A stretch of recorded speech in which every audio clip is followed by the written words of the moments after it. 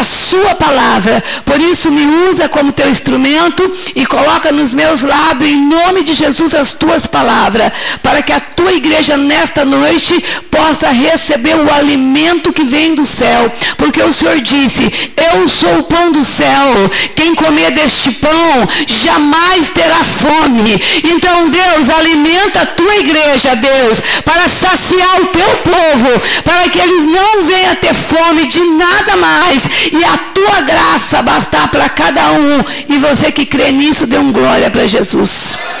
Abra a palavra em 1 Pedro, capítulo 2 de 1 Pedro.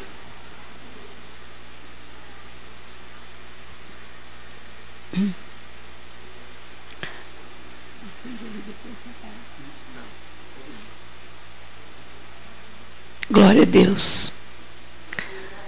1 Pedro, capítulo 2, diz assim, ó. Os crentes são a casa espiritual edificada em Cristo, despojando-vos, portanto, de toda maldade e dolo, de hipocrisias e invejas, e de toda sorte de maledicência. Desejai ardentemente, como crianças recém-nascidas, o genuíno leite espiritual, para que por ele vos seja dado crescimento para a salvação, se é que já tendes a experiência de que o Senhor é bondoso, chegando-vos para ele a pedra que vive, rejeitada sim pelos homens, mas para com Deus eleita e preciosa. Também vós mesmo, como pedras que vivem, sois edificado casa espiritual, para serdes sacerdócio santo, a fim de oferecerdes sacrifícios espirituais agradáveis a Deus por intermédio de Jesus Cristo. Amém? Vamos sentar glorificando, amém?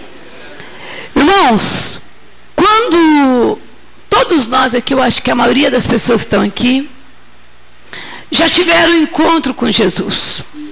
E se não tem, Deus está preparando para que você tenha esse encontro com Ele.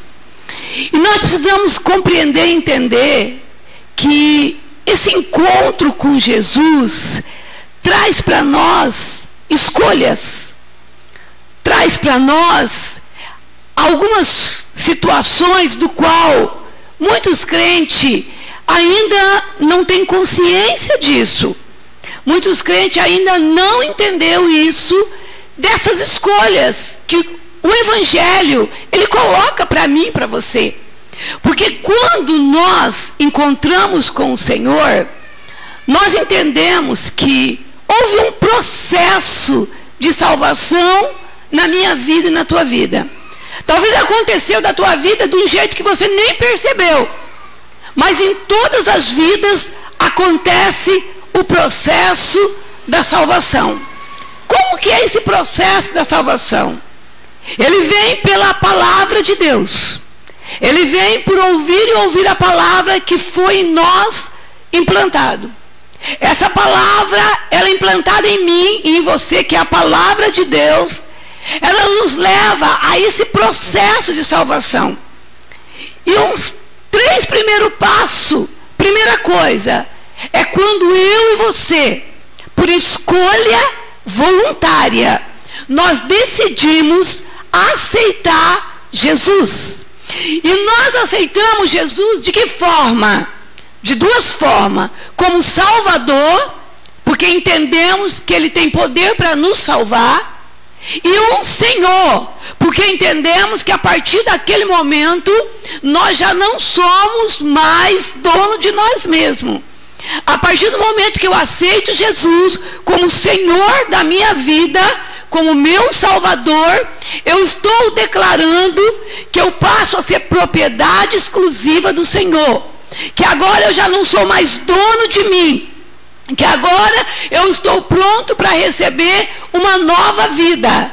que agora eu creio que a vida velha vai ficar para trás e que em Cristo eu vou ser edificado agora. E essa edificação vai me dar agora uma nova vida. E essa nova vida, ela vai ser colocada para mim dia após dia. Nesse processo de salvação, o segundo passo é quando eu entendo e compreendo aquilo que Jesus disse: quem quer vir após mim? A primeira imposição no processo da salvação, primeiro, negar a si mesmo. Você e eu temos que entender que dentro do processo da salvação há uma necessidade de quem quer caminhar com o Cristo tem que negar a si mesmo, ou seja, negar as minhas vontades, negar os meus sonhos, negar os meus projetos, negar a vida que eu tinha. Negar quer dizer, não é fazer como Pedro, né? Pedro negou Jesus e voltou a pescar, não é isso? Pedro negou Jesus e voltou a pescar. Mas o Evangelho diz que não é para nós fazer como Pedro, é para nós negar a nós mesmos e começar agora a seguir Jesus. A terceira parte do processo, isso é a primazia de um crente, tá? Que o próprio Jesus disse: depois de negar a si mesmo, você tomar a sua cruz. Então, o Evangelho, ele coloca sobre mim e sobre você, depois da negação de mim mesmo, o tomar a cruz. O que é tomar a cruz? Jesus, quando ele veio este mundo, ele tomou a cruz dele, não foi? Né? O que foi tomar a cruz para Jesus? Ele veio com uma missão. Ele veio com um propósito. E ele veio tanto que ele disse na cruz as últimas palavras: Pai, está consumado. Ou seja, aquilo que o Senhor queria que eu fizesse, a cruz que o Senhor queria que eu carregasse, a missão que o Senhor queria que eu fizesse, eu fiz. Então eu estou aqui, pendurado nessa cruz, e eu estou entregando o meu espírito, declarando que eu consumi, eu terminei, eu completei a minha carreira. Como Paulo disse, né? Combati o bom combate, eu guardei a fé e eu completei a carreira. Paulo podia dizer, né? Eu peguei a minha cruz, eu guardei a minha cruz, agora eu estou entregando para você a minha carreira. Ou seja, aquilo que lá no caminho de Damasco, Jesus disse, na conversão de Paulo, na chamada de Paulo, qual foi o que Jesus disse? Esse é um instrumento escolhido por mim. Para quê? Para anunciar o Evangelho entre os gentios. Isso é missão. Isso é cruz. Paulo tinha que carregar essa cruz. Ele tinha que realizar esse propósito. Então todos nós, todos que têm um chamado de Deus, ele passa por esses três processos. Primeiro, qual, pastora? Aceitar Jesus como Senhor e Salvador. Segundo, negar a si mesmo. Terceiro, tomar a sua cruz. Já entendeu sobre isso? Dá glória a Deus. Nós entendemos que através desse encontro, nós encontramos o quê? O que nos atrai a Jesus. O que é? O amor. O amor de Jesus nos atrai, não é isso? Porque Deus amou o mundo de tal maneira que enviou o seu Filho unigênito para que todo que nele crê não pereça e ainda tenha o quê? A vida eterna. Então, nós fomos atraídos por este amor, eu e você. Mas quando esse amor ele chega até mim e até você, o primeiro impacto que tem que acontecer na minha vida como cristão é o constranger. Eu fico constrangido por este amor. E esse constrangimento, porque eu olho para mim, eu vejo que as pessoas falam de mim, que eu não valo nada, que em mim não tem nada de bom, que para mim está tudo perdido, que para mim não tem mais esperança.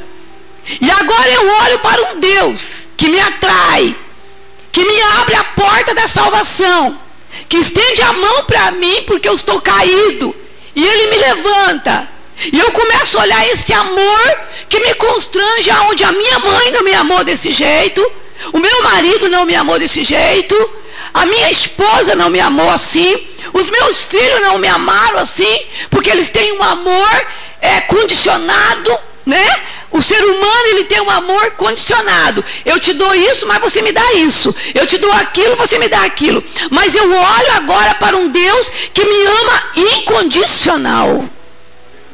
Incondicional. Porque a Bíblia diz que Ele prova o nosso amor, porque Ele nos amou quando nós ainda era pecador. Amém, igreja? Ele me constrange esse amor. E quando Ele me constrange, Ele faz eu olhar para quem? Para mim mesmo. E eu agora começo a olhar para dentro de mim e ver o quê? Os meus pecados. Eu começo a olhar para as minhas maledicências. Eu começo a olhar para o meu caráter, as minhas moral.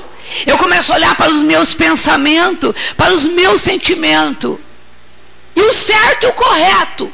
No processo da salvação, o que tem que acontecer comigo e com você é eu começar a olhar para o meu pecado e me abominar. E me arrepender. O que é abominar, pastora? É detestar. Eu não detesto meu pai, minha mãe que me abandonou, meu marido que me abandonou, o traficante, não. Eu abomino eu. Jó disse, eu me abomino. Eu me arrependo. No pó e na cinza. A genuína conversão, ela faz você olhar para o seu pecado e você detestar aquilo que você fez. Você sentir nojo daquilo que você fez. Você olhar para aquilo que você fez, não com remorso igual Judas olhou para aquilo que ele fez, tá? E foi resolver o problema com o seu próprio braço, indo até o sacerdote, jogando as 30 moedas de prata. E como o sacerdote falou assim, esse pecado é teu, essa moeda é tua, você que se arruma aí com o que você fez. Aí ele, sabendo que ele não tinha mais o que fazer, ele pega uma corda e ele se enforca. Eu não estou falando de remorso. Porque o arrependimento genuíno, ele está vincado ao Cristo. A obra de salvação, ao amor do Cristo, a mensagem da cruz, aonde você olha para a cruz, e Judas, ele teve essa oportunidade de subir até a Golgotá, porque Cristo estava lá. Ele teve a oportunidade de chegar e se ajoelhar e dizer, Senhor, sabe quando o Senhor falou do traidor? O traidor na palavra era eu fiz um pacto de traição. Eu te vendi por 30 moedas de ouro, de prata. Eu menti. Eu fui hipócrita. Eu enganei todos os meus irmãos. Eu fingi o tempo inteiro. Meus irmãos nunca conheciam o meu caráter. Eu roubava todo o dinheiro do caminho. Era eu que roubava. Naquele dia lá que Maria, ela derramou o nardo nos teus pés, que eu disse que era para vender, para dar para os pobres, eu não estava pensando em pobre, coisa nenhuma. Eu estava pensando no dinheiro que ia entrar no caminho e depois eu ia roubar. Eu sou essa pessoa, Jesus. Mas eu também sei, Jesus, que você me escolheu. Aleluia, glória a Deus. Entre os 12 você me chamou. Você podia ter chamado qualquer um, mas você incluiu entre os seus 12 discípulos. Você me deu honra, você me colocou do teu lado, eu comi no teu prato, Jesus. Você me amou de uma forma incondicional. Você deu o que tinha de mais precioso. Falando em material, você confiou o dinheiro do caminho para que eu administrasse. E você sabia que eu roubava, mas mesmo assim você nunca me acusou. Você sempre me tratou com honra. Mas tudo isso não foi capaz de mudar o coração de Judas.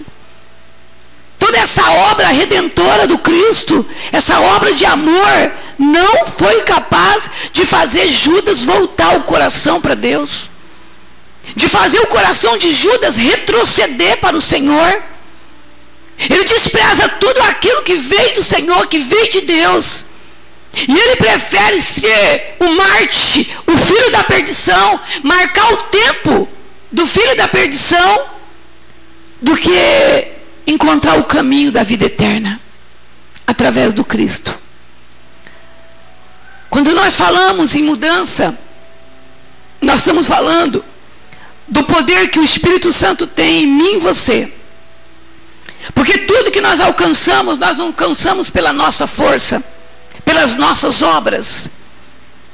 Não está em mim largar do vício, não está em mim largar do cigarro, não está em mim largar da mentira, largar da prostituição, mas está no poder de Deus, amém, igreja? É o poder de Deus em mim que opera essa libertação. Você crê nisso? Não é pelas obras que eu faço, não é pelo dízimo que eu dou, não é pela quantidade de sacrifícios que eu faço, porque senão não ia contar a obra redentora da cruz. Não confunda obras com fé, porque nós somos alcançados pela fé e não pelas obras. As obras são a consequência da fé em Cristo. Nós produzimos obras porque nós cremos no Cristo, mas primeiro é a fé que me alcançou. Primeiro foi o crer em Jesus que me libertou e que salvou a mim e a sua vida. Que fique bem claro isso para você, amém, igreja? Porque foi de graça, e foi pela graça que eu e você fomos salvos.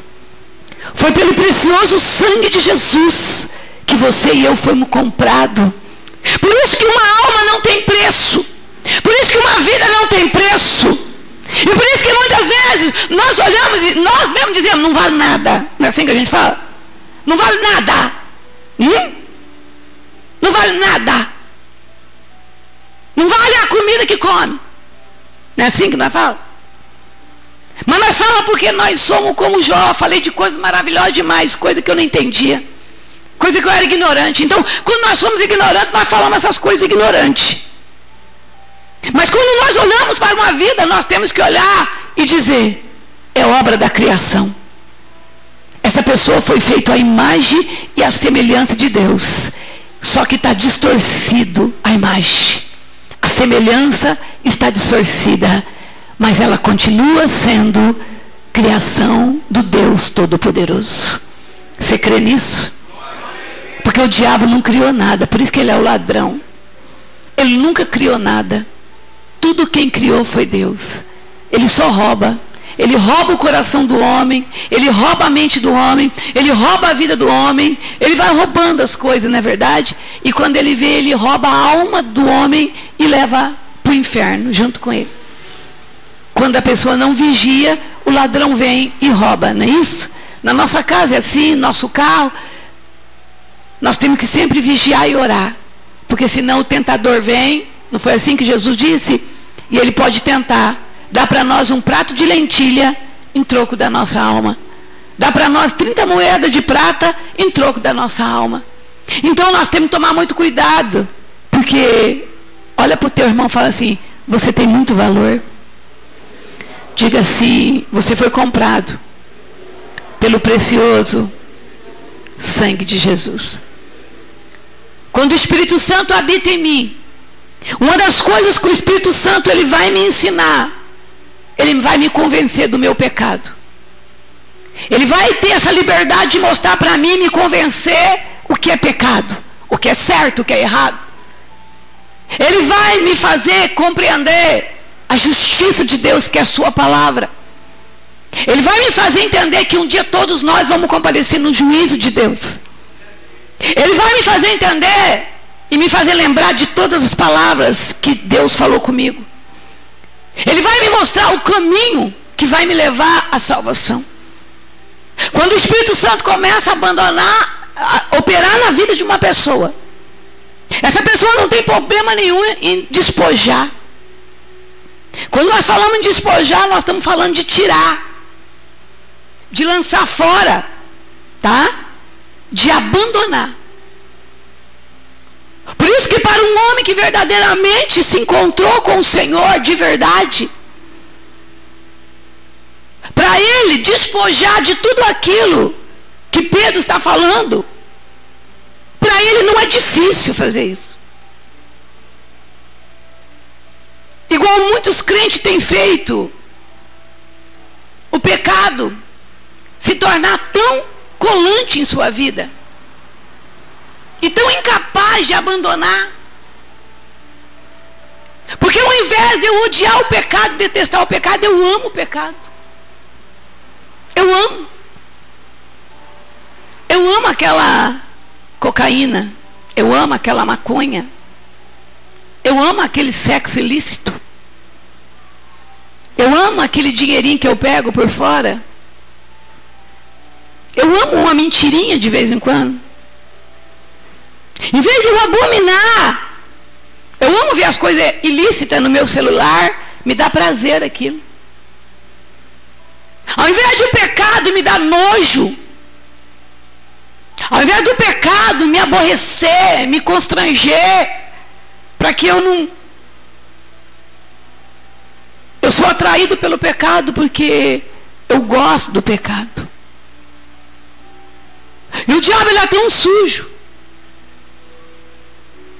Que assim como para Deus 1000 anos é um dia. Se tem uma coisa que o diabo sabe fazer é esperar, irmãos. Na sexta-feira um amigo meu me ligou, falando de uma pessoa que nós conhecemos em comum,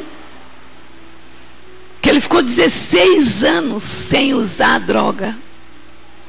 16 anos sem usar droga. E naquele momento ele estava dentro de um banheiro, num bar, totalmente drogado. Sem ter para onde ir. 16 anos, sabe o que é isso? Então nós precisamos começar a entender algumas coisas que muitos crentes não são vigilantes. Porque o nosso adversário, a Bíblia diz que ele brama como um leão ao nosso derredor, procurando sempre alguém para devorar. Ou seja, o inimigo, ele precisa somente de uma brecha. Ele só precisa de uma porta, de uma janela que não foi trancada. Não precisa nem estar aberta, mas ela não foi trancada como deveria. E se o inimigo entrar, a Bíblia diz que um abismo vai puxando o outro abismo. Se o inimigo olhar para uma casa que está vazia, ele chama mais 7 demônios para habitar naquela casa. E o estado daquela pessoa se torna pior que o primeiro. Quando nós falamos de casa espiritual, nós estamos falando de um ambiente de santidade. Nós estamos falando de algo que vem da parte de Deus, que não tem nada a ver com as coisas terrenas, porque nós passamos a ser templo do Espírito Santo, aonde nós agora somos pessoas santas, quer dizer separado. Nós somos separados. Nós não temos mais nada a ver com este mundo. Nós não sentamos mais, presta atenção, na mesa dos escarnecedores. Nós nos detemos com pecadores.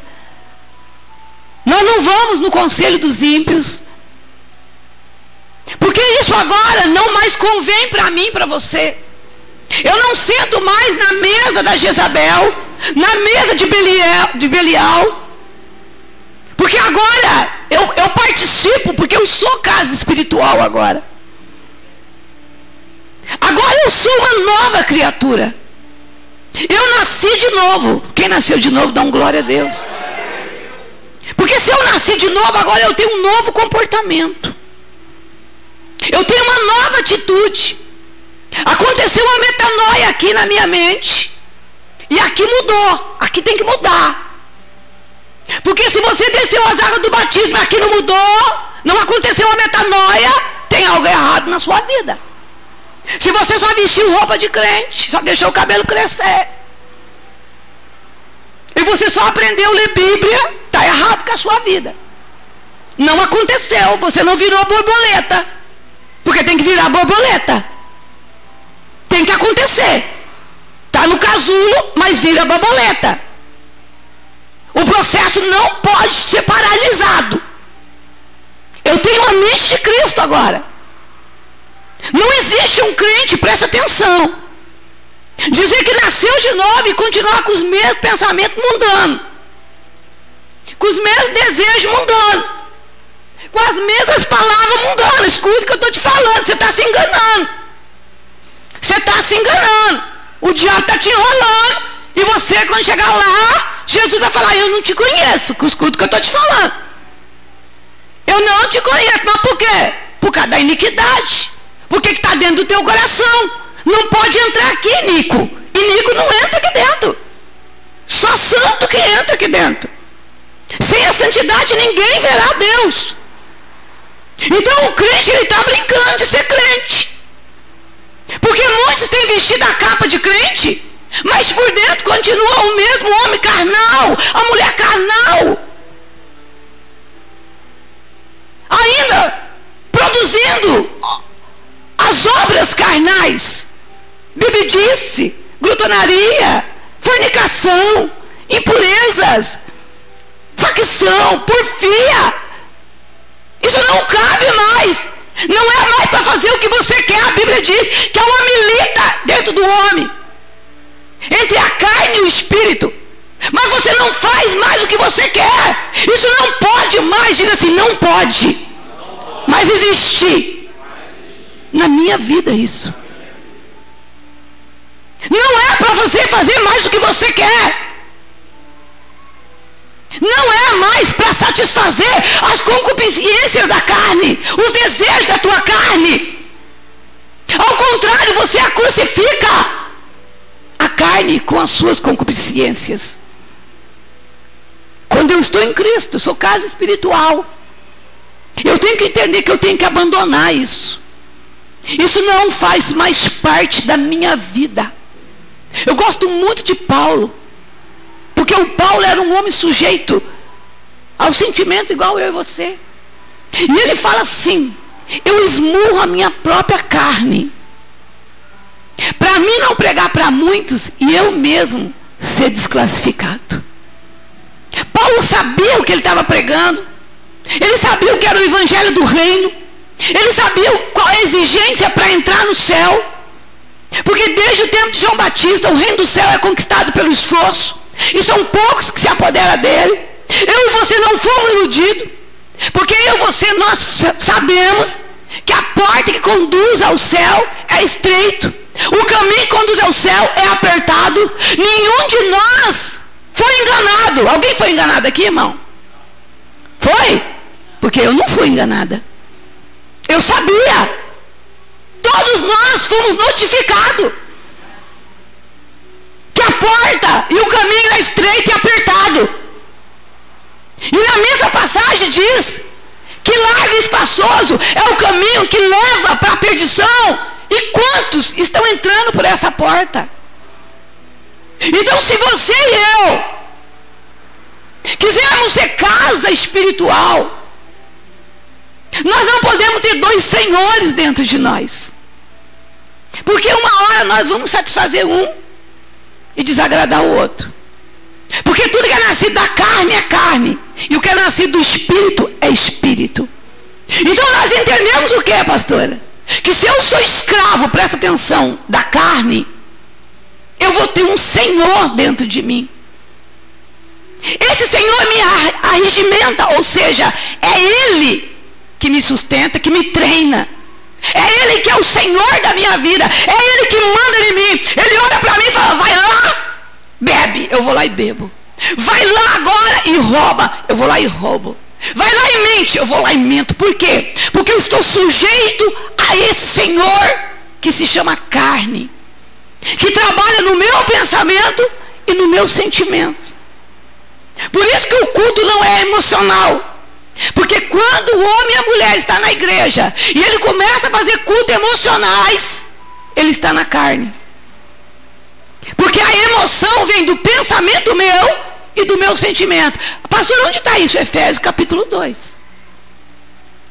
Antes, nós estávamos sob a ação do principado deste mundo, dos príncipes que agora atua nos filhos da desobediência. E nós era por natureza os filhos da ira. Então Então nós tínhamos dentro de nós uma natureza.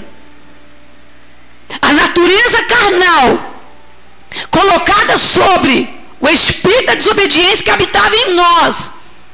E nós andávamos sobre esse principado. Ele mandava em nós. Ele fazia o que queria com nós e nós éramos escravos dele. Mas nós fomos comprados pelo precioso sangue de Jesus. E nessa compra, o Senhor agora nos dá a escolha e nos impõe: agora vocês têm que ser casa espiritual. Então vocês têm que arrancar da vossa vida tudo o que foi falado aqui. Pastora, tudo. Pastora, mas não pode ficar um pouquinho? Não. Um pouquinho de fermento leveda toda a massa. À medida que pastora, mas tem coisa que eu não consigo. Pastora, eu larguei disso, larguei daquilo. Tem gente que é assim, né? Eu larguei disso, larguei daquilo. Mas pastora, tem um negocinho aqui que eu sabia que eu não consigo largar. Deus fala tudo. Deus fala que nós temos que se despojar de tudo. Dentro de mim, quando fala em maledicência, ele engloba tudo que é da parte do mal. Tudo que vem da parte do maligno. Tudo que vem do adversário de Deus, do inimigo de Deus, que é o mal, que é o oposto do bem, da benignidade. Tudo que na minha vida e na tua vida, nas minhas entranhas, nas tuas entranhas, é gerado pelo mal, eu tenho que abandonar. Eu tenho que arrancar da minha vida.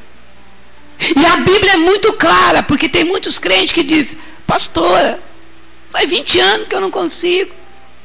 Daí ele usa aquela palavra: o bem que eu quero fazer eu não faço, mas o mal que eu não quero fazer eu acabo fazendo. Para com esse negócio, por favor. Para de se enganar, por favor. Porque você vai para o inferno assim.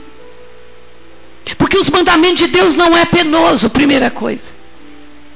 Se o Senhor disse que sem a santidade ninguém veria a Deus, e se o Senhor disse um dia para Caim: o pecado está na porta, cabe você dominar. Se você praticar o bem, eu vou te aceitar. Mas se você fizer o mal, o teu desejo será contra você mesmo. Então, logo em seguida desse versículo de Pedro, ele fala assim: desejai ardentemente, vírgula, desejos, os meus desejos, os teus desejos. O meu desejo será contra mim, o teu desejo será contra você. Se você ama o pecado, você nunca vai abandonar o pecado. Você vai sentir um remorso depois, sabe aquele remorso, aquela dor, né?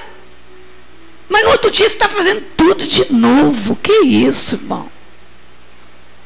No outro dia você está praticando tudo de novo, falando as mesmas coisas, tendo a mesma atitude, tendo o mesmo comportamento, e com aquela cara de sonso, aquela cara de quem caiu do caminhão, você está me entendendo? E da mudança, e não sabe o que aconteceu, o que está acontecendo. Está acontecendo no teu coração, o teu desejo. Porque você não quis abandonar, você não quis esmurrar, você não quis dominar. Ao contrário, porque você olha para o livro de Romanos, preste atenção, nós estamos falando de Novo Testamento, nós estamos falando de Velho, nós estamos falando do tempo da graça, nós estamos falando de Jesus. O que fala no livro de Romanos? A palavra do Senhor diz que o homem, ele encontra Deus, e ele sabe do poder e da glória de Deus, mas mesmo assim ele não o glorifica como Deus na sua vida. A palavra diz que essa pessoa é indesculpável, Deus fala, porque ela sabe que Deus tem poder para fazer. Mas ela não consegue entregar, porque o seu eu, o seu egoísmo, a sua vontade fala mais alto. A sua carne fala mais alto. Não dá nada não. Esse mesmo livro de Romano fala, por isso, eu tenho medo disso. Sabe aquele crente que fica pecando, sobe, desce, sobe. Sabe aquele bumerangue? Sobe, desce, sobe. Um dia está na santidade, um dia está no pecado. Santidade, pecado, pá. Quantos anos? 2 anos, 3 anos, 4 anos? Psh. O livro de Romano, ele fala assim, por isso, eu os entreguei aos seus desejos. Meu Deus! Meu Deus! Uma coisa é Deus te entregar para o diabo, te entregar para a mão do homem. Você ainda tem Deus que te livra, te entregar para o juiz. Você ainda tem Deus. Agora, quando Deus entrega o homem para os seus próprios desejos, quem que vai salvar essa pessoa? Fala para mim. Quem que pode salvar essa pessoa por causa da escolha que ela fez? Ela mesmo fez. Ela se entregou. E Deus não entrega assim tão fácil, irmão. Se tem uma pessoa que luta pelo pecador, é Deus. Se tem alguém que mostra a sua misericórdia toda manhã, é Deus. Se tem um Deus que ele move céus e terra para salvar um pecador, é Deus. Se tem um Deus que está sempre pronto a perturbar, para perdoar, é Deus. Quando Deus chega ao ponto de entregar alguém e dizer assim, igual falou de Saul, não ore mais por ele, porque ele não me interessa mais. Meu Deus, irmão.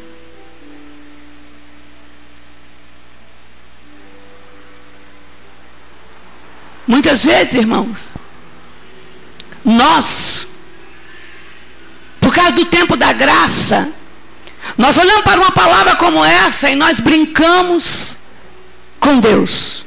Porque nós confiamos na graça, no amor de Deus, e nós passamos a levar Deus na brincadeira. A palavra certa é essa.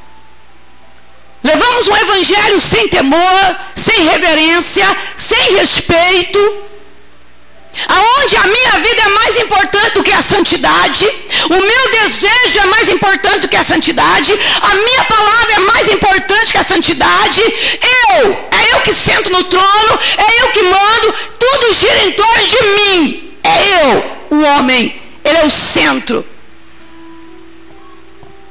tudo fazendo, mas já esperando aquela conversão insincera de Oséia. Vamos para cá de Deus, vamos buscar Deus, 2, 3 dias, Deus já levanta, Deus já nos cura, e viveremos felizes para sempre. Aí Deus olha e fala, ei Efraim, o que eu faço com você? Que amor é esse, Efraim, que você tem por mim? Teu amor é igual ao orvalho, 5 horas da manhã está lá a aguinha, mas 8 horas já não tem mais. Quantos crentes assim? Deus, eu te amo, Deus, a minha vida é tua, Deus, eu vou dar tudo para você. Na primeira dificuldade, na primeira investida do inimigo, eu já vendo Deus, eu já traio Deus, eu já abandono Deus, e eu já esqueço que eu sou casa espiritual. E por que, pastor? É por causa dos meus desejos. O que arde dentro de mim? O que arde dentro de você? O que arde? Tem pessoas que quando vê uma mulher seminua, se arde dentro, né? O pecado arde dentro deles. Não consegue ver uma mulher, um rabo de saia. Mesma coisa a mulher com o homem, se arde. Mas esse ardume é o próprio diabo dentro da vida das pessoas. É o próprio pecado dentro das pessoas. É aquele calor do inferno, que já está falando que vai ser o calor do inferno, mas as pessoas já ficam totalmente inflamadas pelo pecado. O meu desejo, o teu desejo, deveria ser por Jesus. Quando o processo na minha vida, na tua vida, ele está... Sabe quando a coisa está andando? Sabe quando não deu errado? Porque a vida de muitos crentes deu errado. O negócio desandou. O negócio começou no espírito, mas depois foi para a carne. Como o Romano fala, começou no espírito, mas depois foi para a carne. Por quê? Desandou. O negócio desandou. Começou no primeiro amor, nas primeiras obras, nas primeiras práticas, mas daqui a pouco já tirou os olhos do Cristo e já colocou os olhos no mundo. Já colocou os olhos nas coisas do mundo e já começou a desejar as coisas do mundo. Sabe aqueles crentes? Num dia ele ama Deus, no outro dia ele já está desejando tudo que o mundo tem. Todas as coisas terreno. Cresce dentro dele, como Filipenses fala, o Deus sim, não o Criador do céu, mas o Deus do ventre cresce nele. Por que fala Filipenses? Porque essas pessoas só se preocupam com as coisas dessa terra terrena. Então, quando desanda uma vida, quando desanda um processo de uma vida que teria que ser maravilhosa, que seria alguém que ia frutificar, alguém que ia ser sal, alguém que ia ser luz, alguém que ia crescer, alguém que ia viver os projetos de Deus, os propósitos de Deus, que ia ser casa espiritual, que ia, sabe, as pessoas iam olhar e falar, pô, cara, eu quero ser igual a você, eu quero viver como você vive, eu quero esse Deus que você tem. Aquilo que se chama testemunho. Testemunho. Fique em Jerusalém, até que do alto vocês sejam revestidos de poder, aí vocês vão ser minha testemunha. Eu quero dizer algo para você, o testemunho. O meu testemunho, o teu testemunho, atrai as pessoas para o Cristo. Para que serve o testemunho, pastor? Para atrair as pessoas para o Cristo. O meu testemunho não vai salvar ninguém. Escuta o que eu vou falar para você. Porque é a minha história com Deus. Mas o meu testemunho vai atrair pessoas para o Cristo. Lembra da mulher samaritana? Aquela mulher, ela entra em Samaria, ela prega, que ela encontrou Jesus. Ela encontra o profeta que revela a vida dela. E a Bíblia diz que os homens vão todos até Jesus. E Jesus agora começa a ministrar a palavra. E eles declaram com a própria boca deles: nós viemos até o Senhor por causa do testemunho dela. Só que agora nós cremos pelas palavras que o Senhor nos disse. O testemunho atrás, mas é a palavra de Deus que opera em salvação na vida das pessoas. E não é qualquer palavra, irmão. A Bíblia diz que o homem viverá de toda a palavra que sai da boca de Deus. Só quer dizer o que, pastora? A casa espiritual, uma vida santificada, consagrada, alguém que é templo do Espírito Santo, alguém que é um vaso que a si mesmo se purificou e agora ele é útil para o seu possuidor. Aonde Deus olha e fala: é uma casa espiritual, eu vou usar essa casa espiritual para liberar as palavras espirituais, para salvar pessoas, para dar vida para as pessoas. Quem está entendendo, dá um glória para Deus. E muitas vezes nós levamos a obra de Deus de qualquer jeito, né? Vamos levando a obra de Deus de qualquer jeito. O altar é de qualquer jeito, o microfone de qualquer jeito, a minha oração. Só para você saber, querido, o pecado, se eu estiver no pecado, você estiver no pecado, nem a minha oração chega a Deus. Porque o pecado faz separação entre eu e Deus. Os ouvidos de Deus não estão tampados que não possa ouvir, nem a mão de Deus encolhida que não possa salvar, mas os nossos pecados separam. Só para você ter uma ideia, quando eu vou orar, Deus não ouve a minha oração.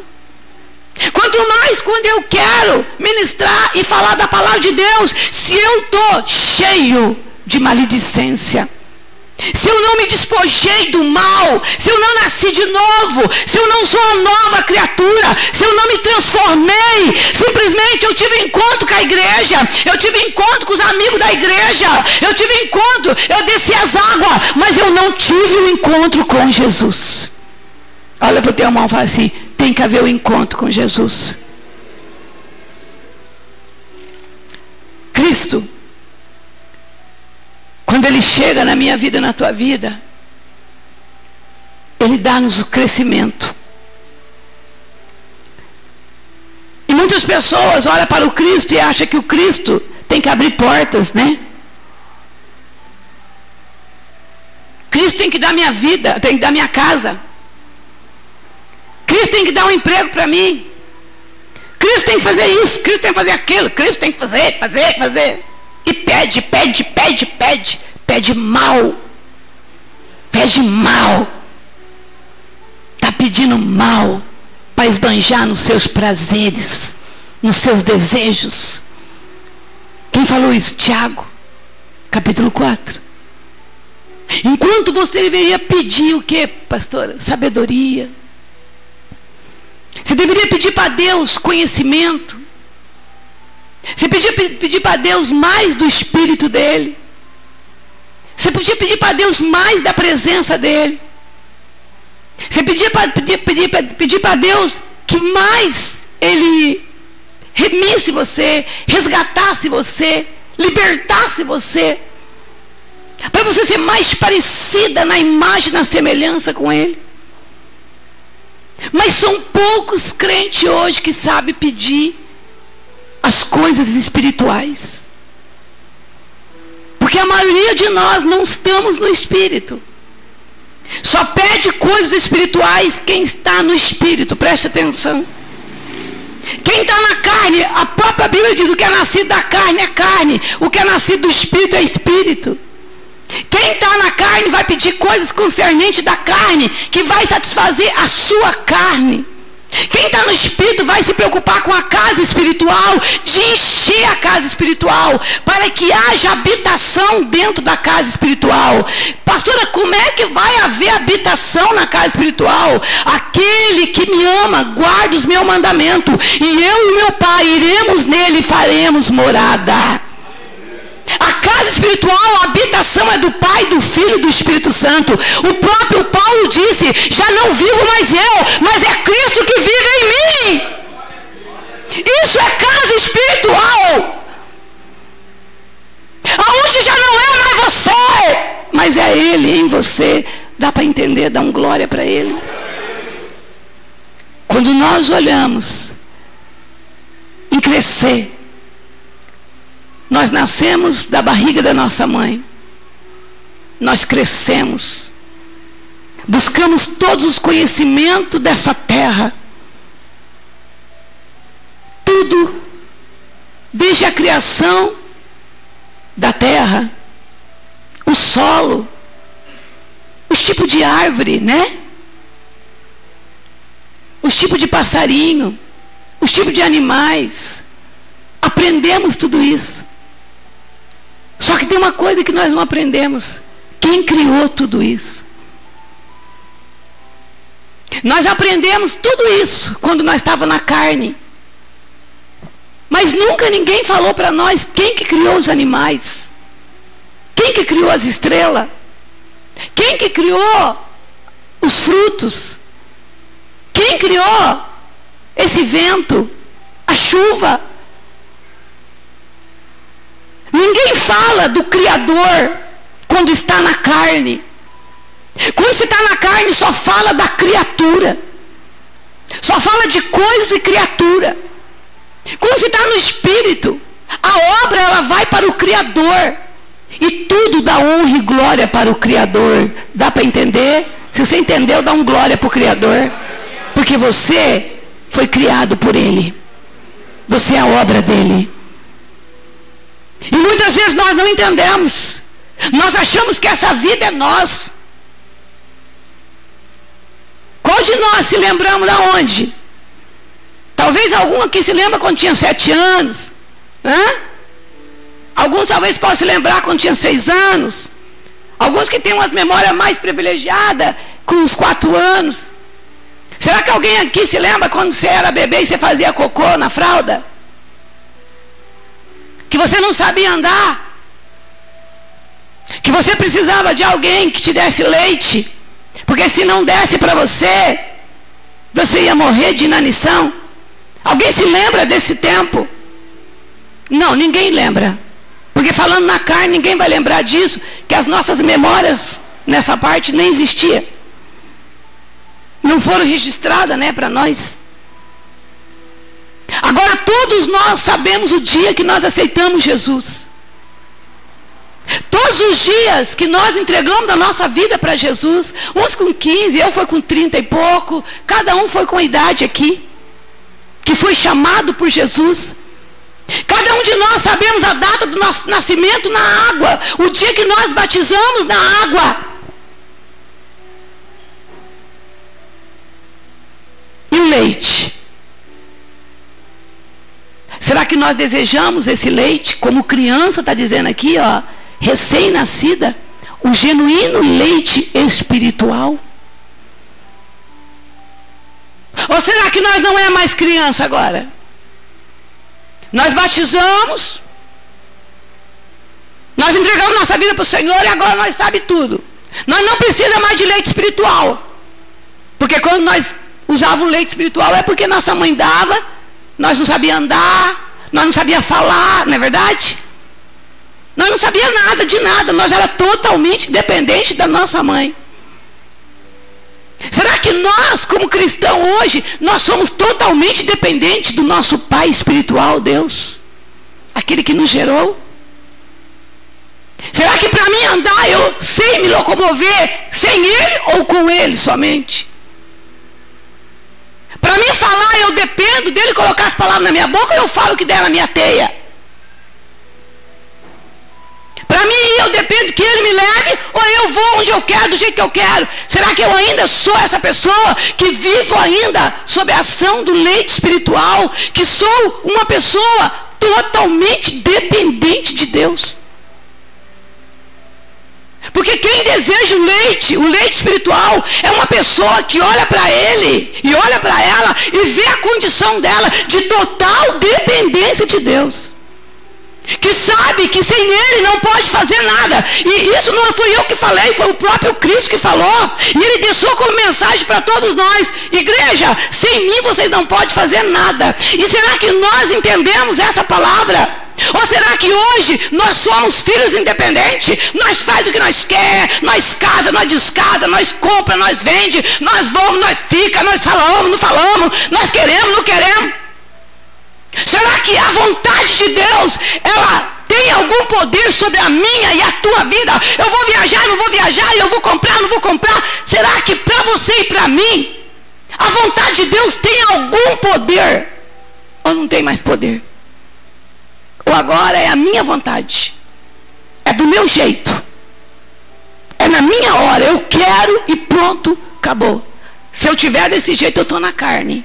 Eu quero dizer para você, quando eu estou desse jeito, e se você estiver desse jeito, se você está na carne, você não é casa espiritual. Você não está sob a ação de um leite espiritual. Você não é uma criança sendo gerada pelo poder de Deus. Você pode estar na igreja, você pode conhecer Bíblia, você pode ter ministério dentro da igreja, mas você não é uma casa espiritual. Porque a própria palavra diz que aquele que é nascido do Espírito, ele é como o vento, ele não sabe para onde vai e nem para onde vem, porque quem manda nele é o Espírito Santo. Quem entende dessa forma, dá um glória a Deus para Jesus. Então, enquanto eu mandar em mim, eu quero, eu faço, eu vou, Deus não está em mim. Porque não depende de mim mais. Depende dele. Abra a palavra do Senhor no livro de Colossenses. Um pouquinho para trás. Capítulo 1 de Colossenses. Olha isso aqui. Versículo 13. O título na minha Bíblia diz assim: a excelência da pessoa e da obra de Cristo. Ele nos libertou do império das trevas e nos transportou para o reino do Filho do seu amor. Que coisa linda! No qual temos a redenção, a remissão dos pecados. Este é a imagem do Deus invisível, o primogênito de toda a criação. Obrigada, irmão. Obrigada.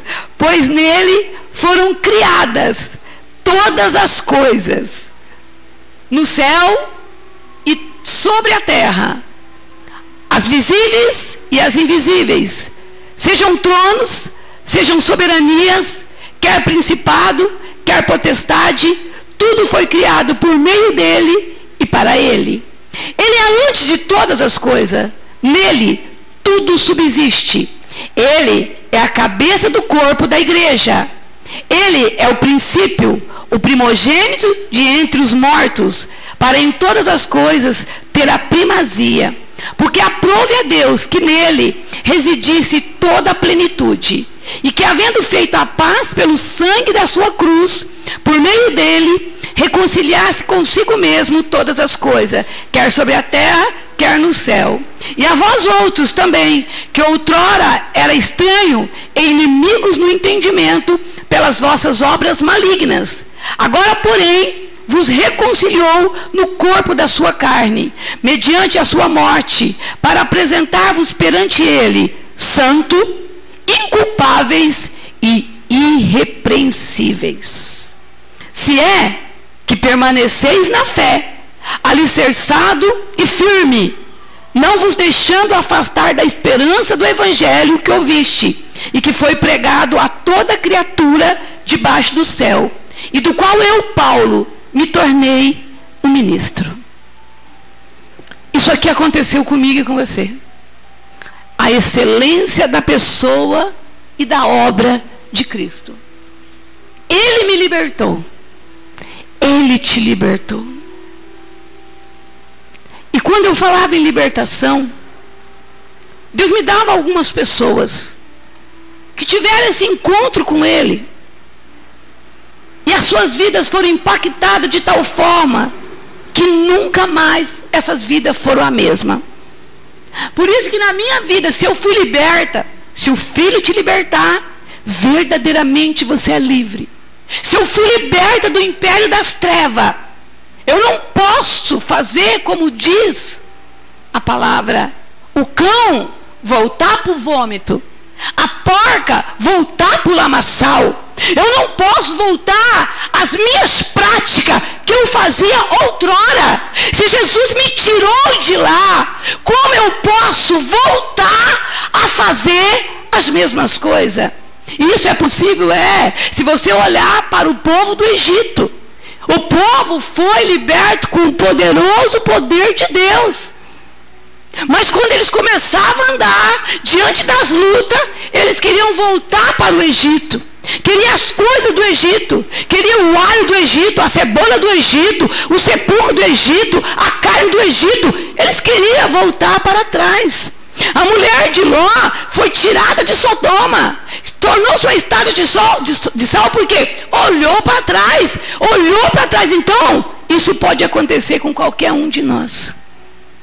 O Senhor me libertar e eu voltar para trás. Eu mesmo, por escolha minha, por escolha tua, você voltar para trás, por não reconhecer a obra redentora do Cristo. Quando eu olho para a palavra, eu me lembrei de Nicodemos. Nicodemos, ele vai encontrar com Jesus de noite. Aquele encontro à noite, aonde Jesus disse: tem que nascer de novo, Nicodemos. Se você não nascer de novo, você nem vai ver e você não vai entrar no reino. E tem que nascer da água e do Espírito. A Bíblia nos mostra que esse encontro de Nicodemos libertou ele do império das trevas. Aonde Nicodemos estava preso? Na religiosidade.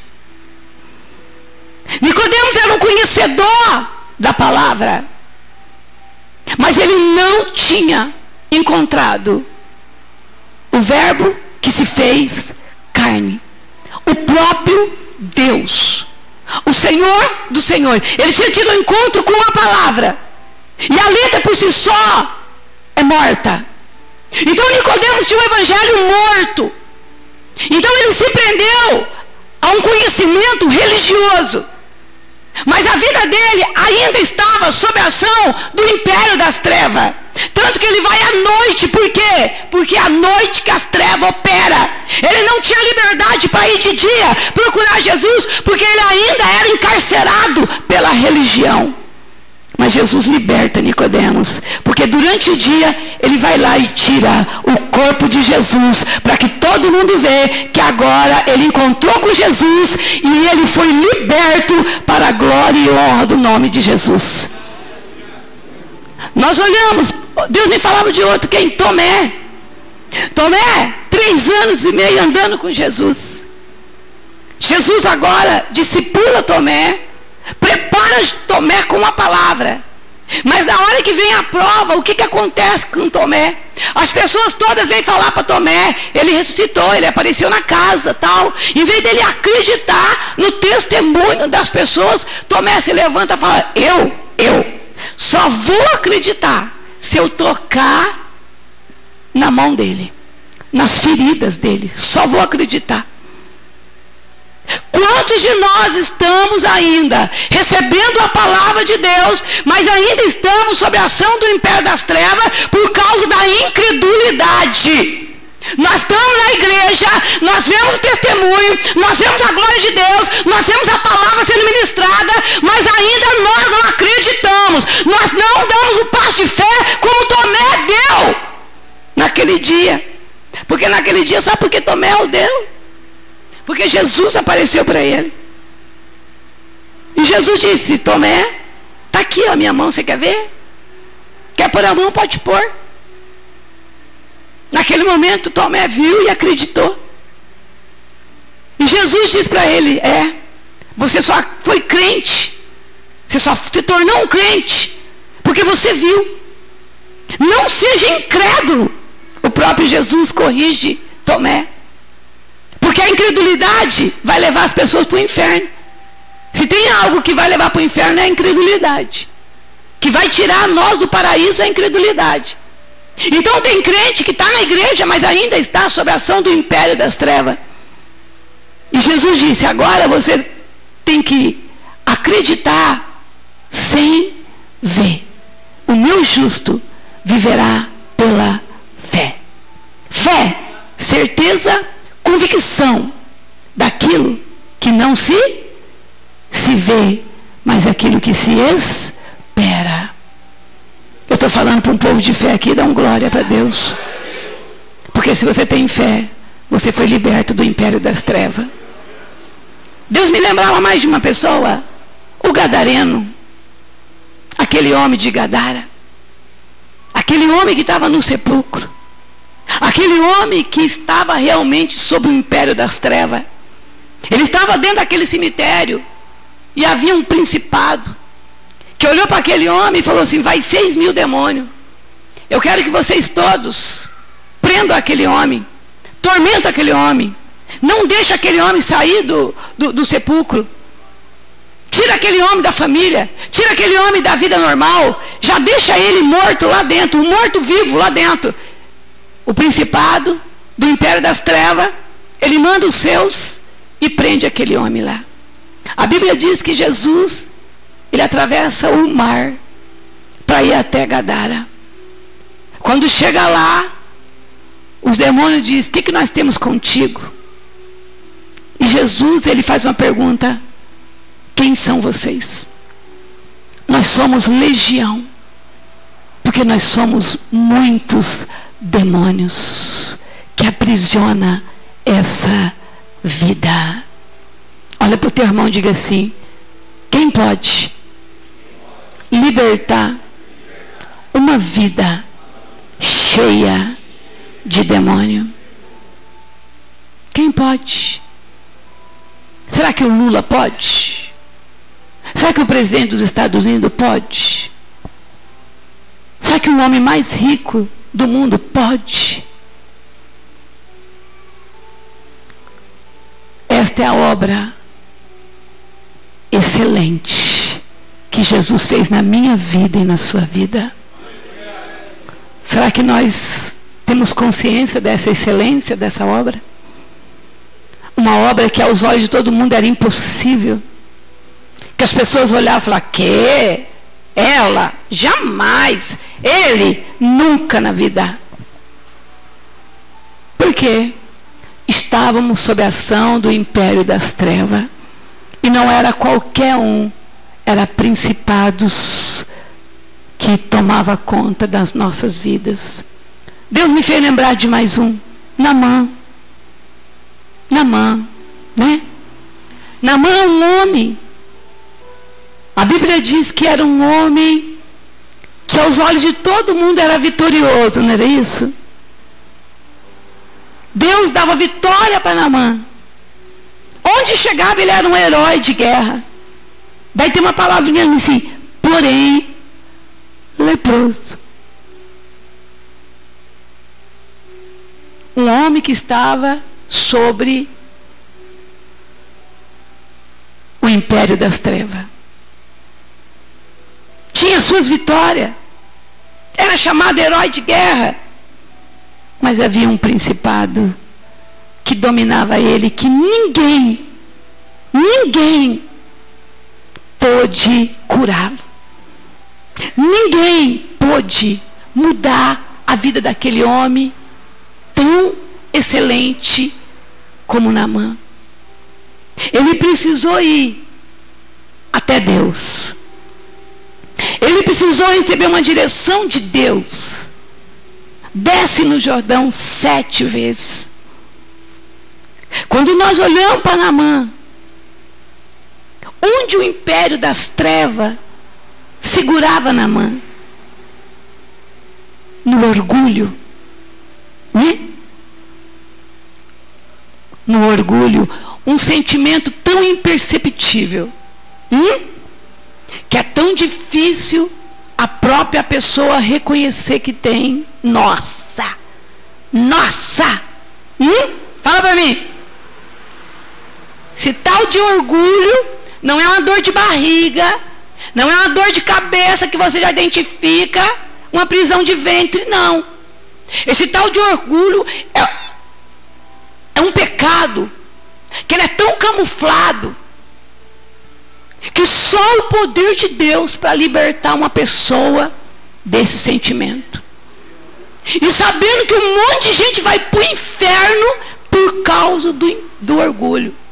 Pessoas estão na igreja, crente, sabe o que é crente? Que ainda mantém o orgulho. Quando não é o orgulho carnal, aí agora é o orgulho espiritual. Eu, quando era carnal, eu era orgulhosa carnalmente. E eu me policio o tempo inteiro para que o meu conhecimento não traga orgulho espiritual. O tempo inteiro me policiando para mim não me ser soberba, arrogante, altiva, achar que sei mais que os outros. Porque é isso que é o orgulho. Um sentimento que entra, ele é imperceptível, mas que quem domina ele é o império das trevas. E quem tem orgulho está sim sob a ação de Satanás. E muita gente não entendeu ainda. Não foi liberta ainda. Por quê? Porque o antídoto do orgulho, sabe qual que é? Assim como você é mordido por uma cobra e é fatal, o antídoto do orgulho é o veneno da cobra. Qual que é o veneno do orgulho? E por que muita gente não é curado por ele? Porque se chama humilhação. Humilhação. Pessoas orgulhosas, para elas se libertar, elas vão passar pelo cantinho da humilhação. E ninguém quer passar por esse lugar chamado humilhação. Por isso que muitos crentes não vão para o céu por causa disso. Porque eles não permitem que as suas maledicências, que Deus faça essa obra de libertação nas suas vidas. para que você seja uma nova massa, uma nova criatura. Abra a palavra no livro de Lucas 5, está quase acabando. Hoje é dia de Santa Ceia. Vai orando e se preparando para a ceia do Senhor. Capítulo 5 de Lucas.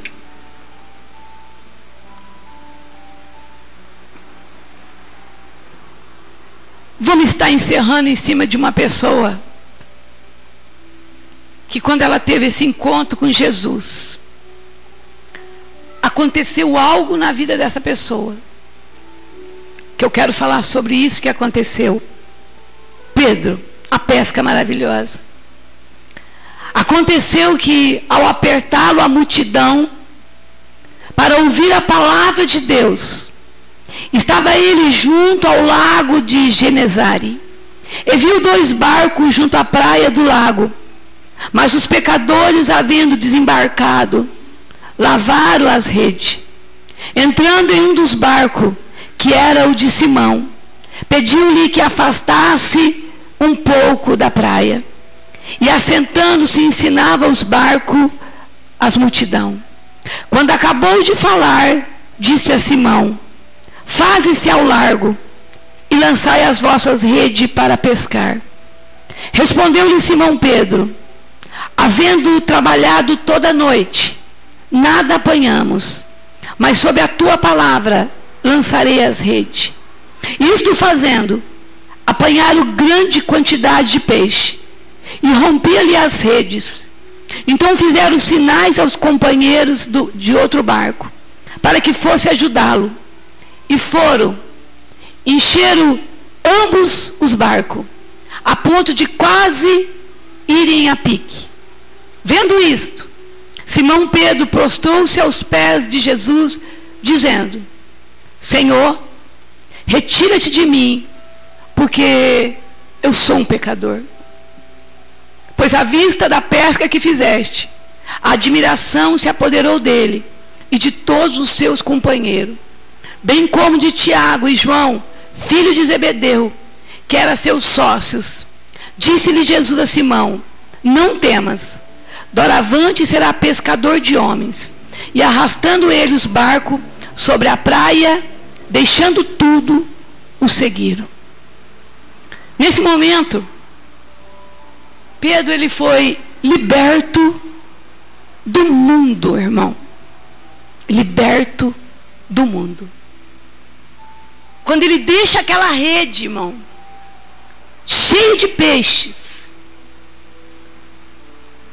a obra redentora de Jesus, essa obra excelente de Jesus, alcançou Pedro de uma forma tão poderosa, que consegue arrancar, sabe o que é arrancar aquele homem assim, do mundo assim, com raiz e tudo, sabe essa coisa assim, maravilhosa, assim, que eu olhei para essa palavra e falei: meu Deus, mas como é que pode um negócio desse?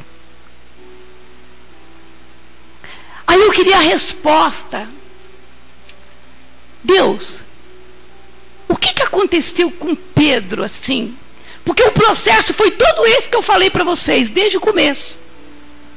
Né? Negar a si mesmo, aceitar Jesus, ver o pecado, arrepender-se, tudo.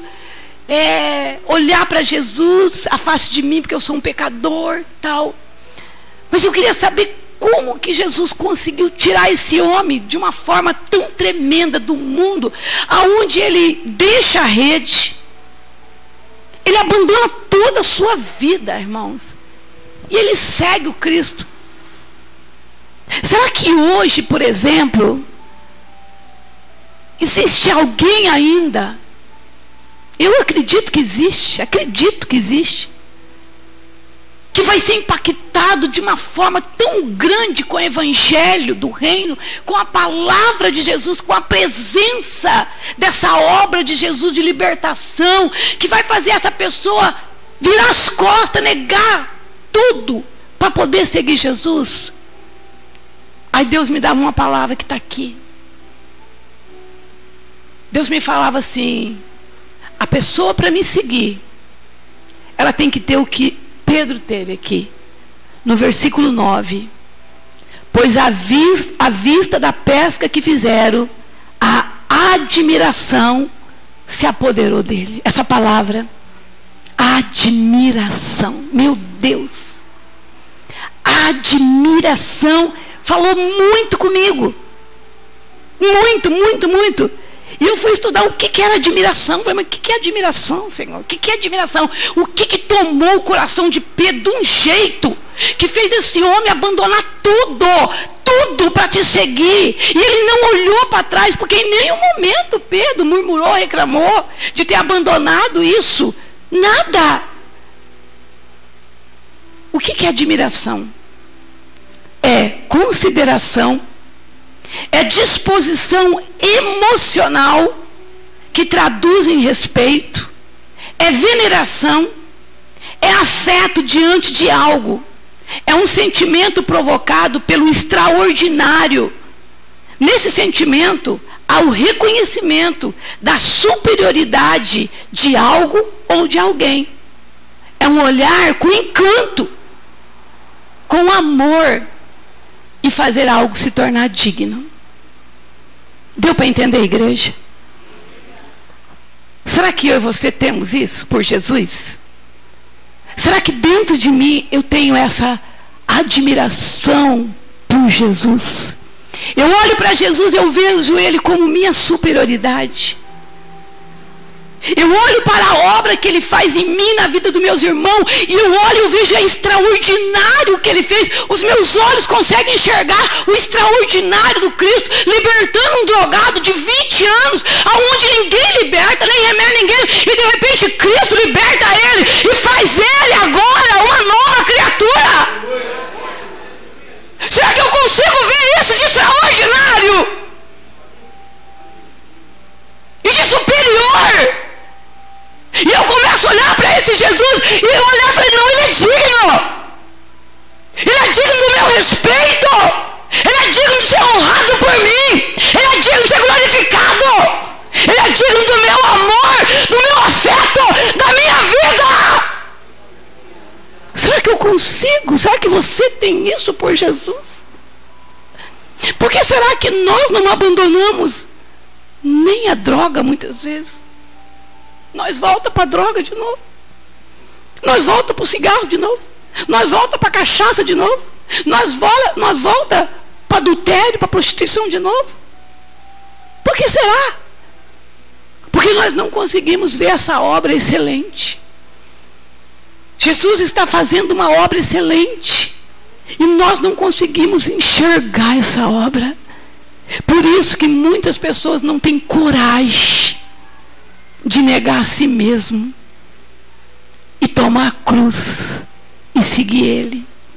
E coloca tanta dificuldade no reino, coloca tanta dificuldade na palavra, coloca tanta dificuldade para servir a Deus, coloca tanta dificuldade na igreja, no povo da igreja, tanta coisa que o homem tem criado, porque ele não quer fazer a obra de Deus, porque ele não tem empatia por aqueles que estão sofrendo.